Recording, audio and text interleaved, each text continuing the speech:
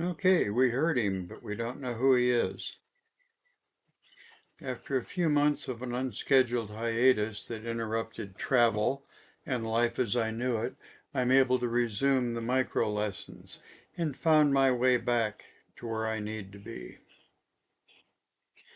So, welcome back to my acoustic micro lessons. These include topics, many of which that over the past 30 years of working with bat acoustics for identification of free-flying bats for conservation and ecology are not, or at best, poorly understood. Many of the topics covered may be included in multiple day workshops.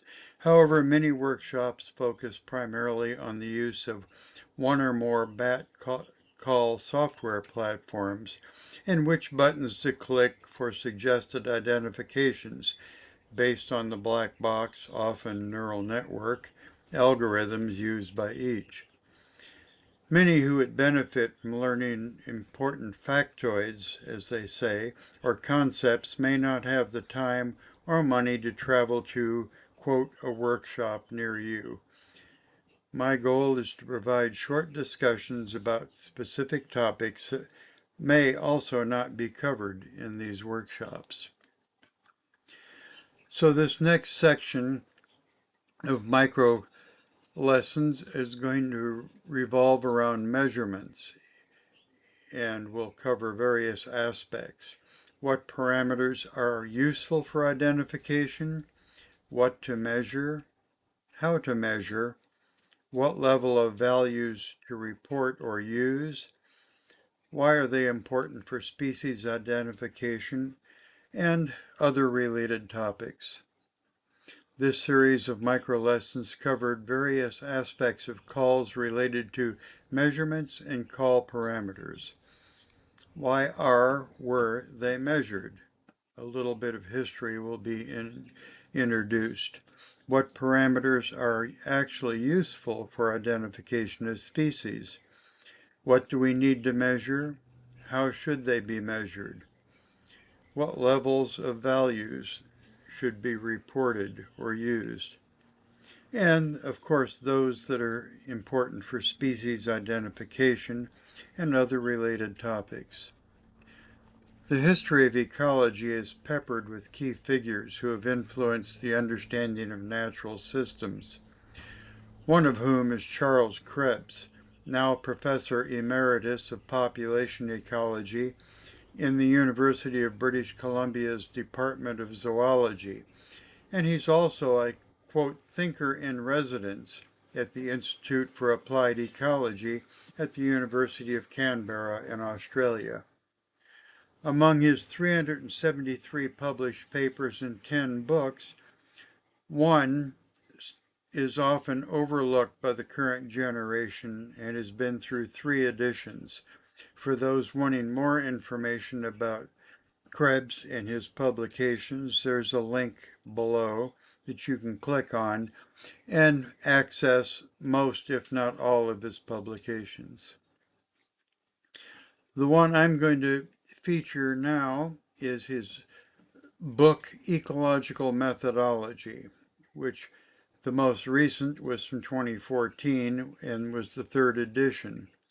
This presents a coherent discussion of statistical methodology and is applicable for all ecological field measurements. What I'm focusing on today in the micro lesson is the first chapter, Ecological Data for Field Studies.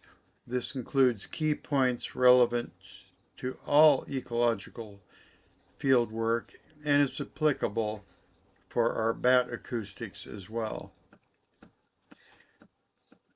To quote Krebs, one problem that all sciences face is what to measure, and the history of science is littered with examples of measurements that turned out not to be useful. A key take-home message, what we used to call in undergrad school CTM or commit to memory, is Rule 1, not everything that can be measured should be. And to quote Krebs in his first chapter, More typically, the mad ecologist is often seen as a person who tries to measure everything. Do not try this, or you'll waste much time and resources or money collecting useless data. Data may be useless for several reasons. It may be unreliable or unrepeatable, and it's probably the most common fault in ecology. It may be perfectly reliable and accurately measured, but irrelevant to the problem at hand. So keep in mind, start by recognizing rule number 1, not everything that can be measured should be. Rule number 8 is something I point out to students in the next generation that I've mentored over the years. Never confuse statistical significance with biological significance. Real easy to crunch numbers, and especially in the digital age with R, you can crunch numbers and derive huge amounts of numbers and tables, frequently to the nth degree of precision. But is it really meaningful in nature? You'll never go wrong being aware of all 10 of his rules from the first chapter. And if you remember nothing else from the measurements micro lessons, I think the first rule is perhaps one of the most important concepts for those both submitting papers for publications or a thesis, or more importantly, reviewers and editors of journals who, in my experience, have limited or no working understanding of bat acoustics and are often wowed by a plethora of assumed to be important values presented in tables. The reality is that while easily measured, many of these are irrelevant for use in bat identification. Here are all 10 of Krebs's rules from his chapter 1. Many, like 9 and 10, are well enmeshed or should be in current research with the widespread use of R and other digital computational tools. So, number 1 again, not everything that can be measured should be. The second, find a problem, state your objectives clearly. Third is collect data that will achieve your objectives and also make a statistician happy, meaning your data is going to be robust when it's finally analyzed.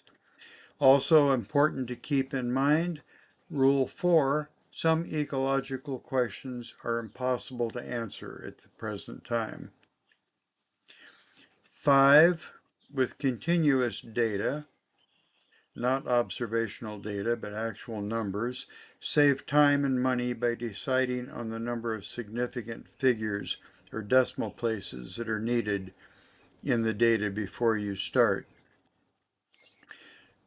6, never report an ecological estimate with some measure of its possible error. 7, be skeptical about the results of statistical tests of significance. That brings us to 8, which again is never confuse statistical significance with biological significance. And then 9 and 10, which are standard rules in this current digital age. Code all your data and enter it into a computer in some machine readable format. And 10, of course, is garbage in, garbage out.